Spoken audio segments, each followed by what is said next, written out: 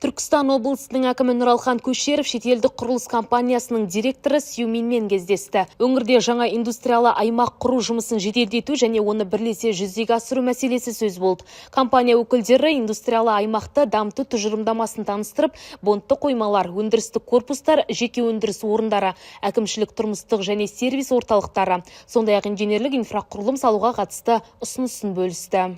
Екі ел арасында бүгінгі таңда өзара тиімді ынтымақтастық дамып келе жатыр. Осы жылдың басында маусым айында мен арнайы Қытай Республикасына барып, Хубэй провинциясы жұмыс сапарымен болған болатын. Сол жерде сіздердің әкімдеріңізбен Ли Дянсю мырзамен кездесіп, сол жерде осы Түркістанмен бірлескен жобаларды талқылаған болатынбыз. Оның ішінде Мақтаарал ауданындағы Орталық Азия халықаралық өнеркәсіп кооперация орталығы туралы. Жоба аясында шағын және орта кәсіпкерлік кластерін құру көзделген. Шекара маңындағы логистикалық тораптың әлеуетін арттырып, Қытай кәсіпкерлігінің орталық Азия нарығына шығуына мүмкіндік беретін өндірістік және логистикалық кешен салу жоспарланып отыр. Компания басшылығы жоба құжатын әзірлеуді жеделдетуге, қаржыландыру мәселесін пысықтауға және құрылыс жұмысын жақын арада босатуға дайын екенін білдірді.